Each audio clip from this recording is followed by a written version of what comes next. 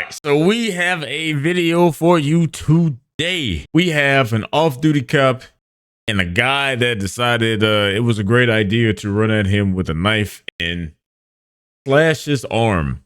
Yes, you heard me right. Slash his arm. Situations got a little heated.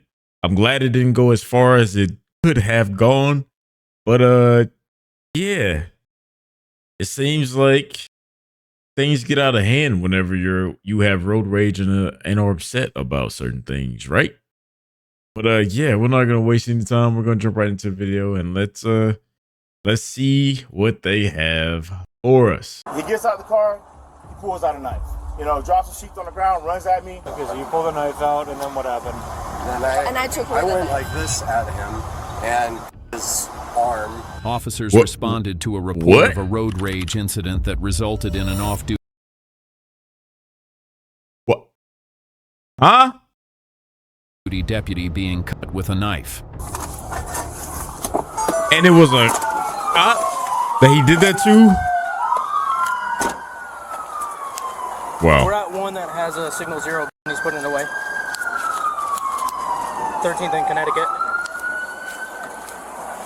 Hey, bro. Just don't touch your for me. I got you, man. And then back here to my car. He's got a 0, Palacio. Oh, you are? Okay, I got you. So what did you see on your side? I pulled out a missile car wash. All right, I'm trying to turn into the immediate. You want to come under here? Whose car is this?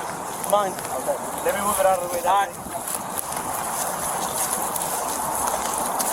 Sorry, just trying to get out of this. I got you, dude. So what's going on? You came out of Mr. Car Wash? Yeah, came out of Mr. Car Wash. Going for my wife. Made a right.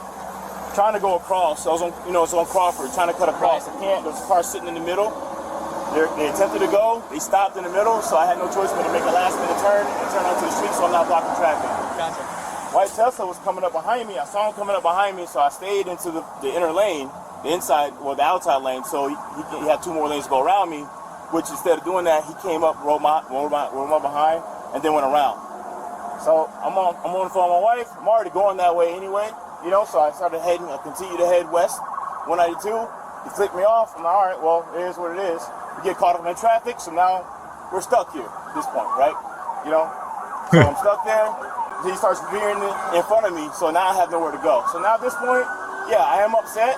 I want to have a couple words with him and let him know, I'm going to call on him and file a complaint on him. So we turn in here. He parks. Hey, sorry to interrupt you. Let me see your injury, or were you a cutter or something? Okay, that's fine. He pulls in there, he parks. So he really cut the guy. No problem. So I pull up on the side. I stand in the back of my truck. I say, hey, you got my attention? Come on, let's talk about it. He gets out the car. He pulls out a knife. Drops the sheets on the ground, runs at me. The wife is trying to pull him back. So I'm backing up. I'm like, hey, relax. And he comes and he just stabs me. And that's when I'm like, are you trying to go to jail? And he starts coming at me again, so I pulled my gun out. And then that's when I got on the phone. It's all fun and games until the person pulls the weapon out. Because why in the world over a traffic stop are you pulling out a knife and running at someone? We're the owner of that white Tesla over there. Yeah. So we're on our way from home to pick up our pets in this pet grooming place. So in the middle of the process, he's the owner of this Ford truck. Okay. He cut us off in the middle on the road. So my husband got around him. Okay. And then seemingly was not happy with what story sounds like it lines up. Do you have any weapons on you by any chance? Sorry, what? No, okay. No. So he was carrying the pistol the whole time he's talking to us. So when we got around him and then keep going, and he just followed us. Okay. So followed us the whole road into here. Okay. So my husband is Afghanistan veteran, and I understand his reaction. Okay. He was feeling like that person's trying to. Okay. And And when we pulled in there, he followed us all the way here and walked into our car, asked us to come out. Okay. So my husband was... I got you. Where's the knife at right now? It's currently in the car. It's inside the car? So my husband felt... So my husband felt like he was being... You know, somebody was trying to murder him. Okay. And then he just carried out the knife, and then I don't know in what degree his shirt probably got slashed a little bit. I got you. So the understanding is that your husband is a veteran. Shout out to all veterans. Appreciate y'all. But your husband is a veteran, and he felt like someone was trying to get him because he cut him off in the street. And then from the other guy's side of the story, it got so bad that this guy was like veering back and forth, whatever. So you decided to run at someone that you don't know is armed or not armed with a weapon.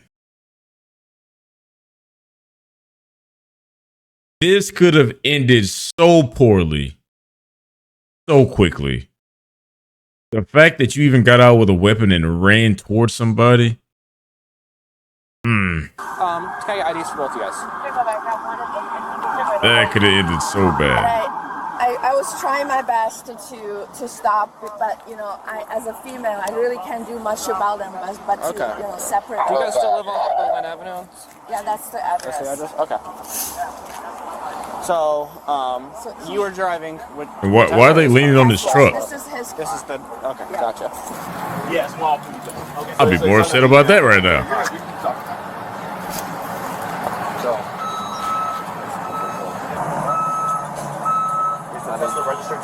No, my truck is the truck that's registered to me. They're the owners of the Tesla? Yes, they have the Tesla. That's fine. I already had it called. I would have canceled you guys. No, you're good, bud. No, you're good. So I guess the real question is, do you want to go to the hospital? No. So they're going to have you sign something saying you're just not going with us, a refusal, and then we'll be out of your way. It's superficial. Okay. We can wrap it. And then, while we're doing this whole process, can I just grab your gun off you? Yeah, thanks. I should have did it a long time ago. You're good, bro. I got you. Call supervisor real quick. And then nothing else on you? I'm just sitting there thinking about like all the ways this could have gone bad quickly. That guy could have immediately like drew his gun and fired off shots. He doesn't even let us move. Like, he was carrying a gun around us and walking around us as I would call it. At what point did he get cut? Well, when he That was after he trying took the to knife get to out. us, and then he ran out thinking that he was trying to I got attack. out. I couldn't We stop both them in walked towards time. each other, and I felt more attacked, so I drew the knife. Okay, so you pulled the knife out, and then what happened? Then I took away I the went knife. like this at him and cut his arm, and then she jumped between us. I had to separate them. Okay, and then what point was the gun involved? He pulled the gun out right after away. she jumped between us. Yeah, so the knife was already drawn and you already lunged at him with the Did knife. you see the gun before you pulled your knife out or I saw it anything? in his belt when I walked out. That was another thing. Right when I You couldn't have seen Shirt that. tucked behind it or what? What's that? Yeah, his shirt tucked behind it or what? No, just went. He. I don't remember now. All right. He couldn't have seen it because there's no way, and you let me know down in the comments below, there's no way if I have a knife that I'm running at someone with a firearm. So there's no way he saw it. You guys want to do statements about what happened? Sorry, what? Written statements about what happened? Each happened just now. Do you want to do a statement about what happened? Sure. Basically just putting your version of the story on paper. Yeah. Let me grab those for you. Officers are deeply concerned about the severity of the case, especially after a life-threatening incident involving a deputy. Suddenly, the suspect's wife rushes in, saying his actions were due to mental health issues and trying to defend him. But in a situation this serious, that explanation isn't enough to stop what comes next. You don't remember what he was saying or any of that? Is this his truck? He said get out here. This is the guy's truck? This is his truck, yeah. And you guys pulled in? He's a deputy, I guess he said. So He is himself deputy, that was what he said. and he drive like a maniac. Yeah. Oh Okay. wow! I don't know, but we'll figure it out. Wow. He drives So, like a I only maniac. have one clipboard. Guarantee you, most So you'll people. fill out all your information, location of the offense is whatever this address is, whether you do or do not want to prosecute if it is a crime, sign and date, then put what happened down here, you know, on this date, this time. Just try to keep it in chronological order, like as it happened. It makes it a little easier. I got 2 on here for you guys. I don't know if you want to do it in the car or something. Or... Still, I don't know. He still shouldn't have came after him with He a needed knife. to, because he needed to go to mental health, because this is crazy. He has PTSD already, and this is traumatizing for him. Hey, when you said after the whole incident, he stated something about PTSD. Yeah. Okay. That's the first thing he said. And I looked at my tag, I pointed at him, I said, so am I, bro. There's no excuse. Where's the knife at? You said inside? It's in the car, yeah. Where at? I don't know where my wife. You care if I open the door? Where's the knife in the car? Oh, it's in the passenger seat right now. Okay. I just threw into the passenger. Sure. Let's take a look at the photos.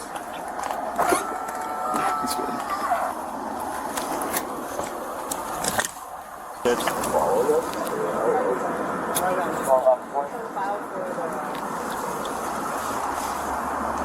And that's not a small knife.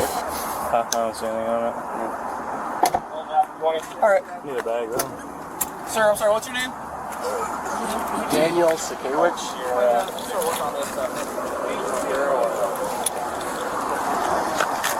That's pretty wild, though. The guy's so shaken up, he wants to go to like Park Place, talk to somebody about it, like that PTSD. Where the VA? He's definitely a mental health issue right now. The guy that had the knife. Did you recover the knife yet? Yeah, it's in the car. Bags. So I do know one thing. Like, you don't play with people's, obviously, like PTSD, mental health, whatever. But I still don't feel like that is an excuse to literally pull out a weapon and charge at someone and then like cause damage to this person. And for the other guy, obviously he says like, hey, same here. I've done that too. I have PTSD, whatever. So it's kind of like, all right, I don't know. Like you at the end of the day, you should be getting help. You should be taking care of this. You should be taking care of your mental. What? The footage from it? Oh, does it record everything? Not making up an excuse for anyone, though. You said you knew he had a gun on him. Did you see it or something prior to him coming up? No, not prior to him coming up. No. I mean, when he... So, where were you when it happened? You were getting out of your car? He was right here. It was already coming up. And you were getting out of your door? I didn't get out. I came out because he was approaching us and yelling at us. And so I felt I needed to go out and protect my wife. Mm-hmm. But what, you don't remember what he was saying? You guys don't remember anything that he said? Was it because the doors were closed, or? Yeah, we didn't have our I windows can't hear open. what he's saying, but he came at us. I honestly. Where was he at? The front or the back of the car? I saw. He came out from right this way. From this way, yeah. Okay, and where did he get by the time you got out of your car? Probably like right here. He was about right there when you got out. In the rear views. And what was he doing? Yelling at us. Okay, and then what happened? Then I got out. That's it. I think because I just saw the clip on his belt. And it looked like there was a holster or something in there. Yeah, and but he didn't pull his shirt up or anything like that. Yeah. Okay. I'm really like that's one of the things that I really deal with from my PTSD is like kind of extreme hypervigilance. So I'm always scanning every single person I see to see if they might have a gun. Mm-hmm. So I just saw like the bottom of the clip sticking out from his shirt. Okay, but so you get out of the car and then what? You thought he was coming this way? He was coming at us, and so I wanted to get him away, but then he kept coming at us. So I drew the knife. When did the knife come into play? Is that like something you carry on you or something? It's something I keep in my driver's door. Okay, but when you got out of the car, you had it in your hand, or okay? I didn't draw the knife until he started walking at me with it in my hand. So while you had the knife out, he came at you. Not out, but like in. You had the sheath in the sheath. Yeah. And you were standing right there. I was walking this way from the driver's side. Okay. And what do you mean he came at you with the knife? He was just continued walking towards me. Okay. And then what happened? After I drew the knife, I became more aggressive and tried to his arm. That's where I came in. I came out of the car. Where did that action take place? And you know what the bad thing about this? I'm sorry for Paul. But you know what the bad thing about this? He says he was trying to protect his wife. But he kind of put his wife in more harm doing this because she got in the middle of both of them. So what would have happened if the other guy was just as aggressive as he was? He would have gotten hurt. Like, I feel like at this point, if you don't feel safe or you don't feel comfortable, keep driving, call the cops, let them know what's going on, but you just keep moving so you don't get caught in one spot and then something happens. That's what I think should have happened in this situation. Once you drew the knife and slashed him is when he pulled his gun out? Well, he didn't pull the gun out until my wife got between us and he was back for it. Okay. Then he pulled the gun out. All right. Well, you want to just do your statement and then I'm going to go talk to him? Sure. Yeah, right. Like, he pulled his gun out and then what? He's right here, and then he was sitting kind of like this. And then he saw us pull up, and then I had my gun out, brought my gun out, and then he put his away. And then I separated him, I brought him over there, and then I don't know where they went. Right. So did a little tango. Yeah, it was like flip-flop. Yeah. Where was the knife when you got here? The knife was already on the seat? They'd already put it away? I wasn't even over here. I stayed with him over here the whole time. Okay, was it already on the seat when you got here? The knife? It was already what? The knife was already in the car? Yeah, nobody touched it. They were over here the entire time. They told me when I was talking to them that the knife was already inside the Tesla when I asked about it. They didn't have it on them. So when we took pictures of it, that's where it was before we got on scene. Yeah, so it was very calm when I got here. I don't know, like, because Moncayo got here just before me. But when I got here, it was super calm, and it kind of settled down, and he put his gun away, and then I moved him out. Okay. Well, that's a good thing that both people weren't like going at each other. The sheep's not there anymore, but I picked it before up. you guys, you did? Yeah, okay. yeah, So yeah. where was that on the floor? That's where he dropped it. Came, stabbed me in the arm. That's when I backed up. I told him who I am. I was like, hey, bro, I'm a law enforcement officer. I pulled my gun out and told him to drop it. He immediately goes, I have PTSD. Drop the knife. So at that point, I'm like, all right, just stand over here behind my truck. All right. At this point, bro, like I have to call the police now. You know, too much has happened. The wife she's walking up. I'm telling her to back up. You know, while I'm talking to him, she picks the knife up and say, hey, put that knife down. Don't make this any worse than what it needs to be. She takes the knife, she runs to the car and puts the knife up. Then she comes back, now she's on the phone down now. Based on the situation that we have to base our decision off the totality of circumstances.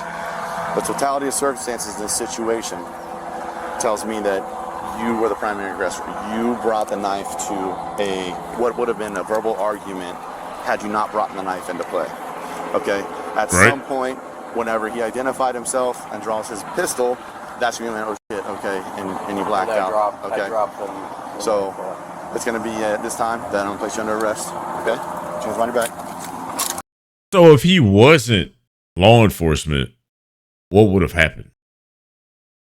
Would he have like continued to do what he was going to do? Like, your charges are going to be aggravated. If he didn't have a gun, would he have continued to do what he was going to do? I sympathize with you. Thank you for your service and all this stuff. But I feel like if maybe you just got out and tried to just stay in the car and call 911. Right. Like, you never know. Exactly. I understand what you're trying to say here. Yeah. But for somebody who has mental illness, it's very hard ask for someone to stay cool. And I was. But in the car, you're also in the trying to car. hold him down, and I couldn't. Yeah. There's places with help. He You have is several going veterans on scene right here, right now. Hell. I understand, and I can sympathize with you. But I just hope that you can understand that we have a job to do. Yes. And we have to make our decisions based off the And totality can I of ask you circumstances. another question? Yes, ma'am. If I would want to press charges on him for his threatening on my husband to aggravate his symptom of mental health, how can I do that? Right, so you've already got that statement written, and Yeah. you've got the prosecution in place. Okay. I'm going to talk with my LT, go through the details, and see if we got enough to what would be called an APS for the threatening behavior. So I'm going to talk to my LT about that, and we'll go from there. If you need updates on the case, you're welcome to call the state attorney's office, because now he's being placed under arrest. Any case updates will be coming from the state attorney's office. So after here, you're taking him and then... He'll be going to Osceola County Corrections down the road here. Okay. It's off Simpson Road. If you need help with anything, let us know. The first step is getting a bail bondsman, unless you have like cash or something to post your bail. And if I want to get in touch with any of you guys, how can I do that? Yes, ma'am. I'll give you one of my cards. Okay. Okay. Miley, let's get him. You got anything else on you? Stick you, poke you, illegal, whatever? Authorities later arrested 32-year-old Daniel. He was charged with aggravated battery, assault with a deadly weapon. According to investigators, the incident began when the off-duty deputy pulled into the lane in front of Daniel's vehicle, prompting a confrontation. Both parties reportedly engaged in aggressive behavior before Daniel exited his car armed with a knife. The deputy sustained a minor cut to the shoulder and was treated at the scene. Officials emphasize that cases involving threats or assaults against law enforcement, even off-duty, are treated with the highest priority. All right. So I'm not saying one person was right, one person was wrong in this situation, but I feel like that could have been handled better than what it was. Because that situation, like I said earlier in the video, could have escalated to a point of no return between him and his wife and the obviously the off-duty officer as well, because his wife could have gotten hurt, he could have gotten hurt, or maybe even, like this entire situation could have gone so bad. And I know in this, she was like, oh, well, what do you want to do if he has PTSD? You're in the car with him. You have to do the best you can. You should have already been on the phone calling the cops at this point and kind of like somewhat putting his mind at ease. Like, hey, just keep driving. I'm calling the cops right now. We'll take care of this, blah, blah, blah.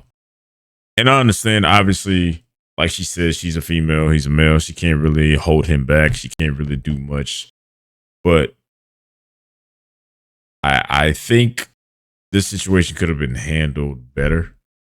I think this situation shouldn't have gone as far as it should have. I truly believe it should have just been a verbal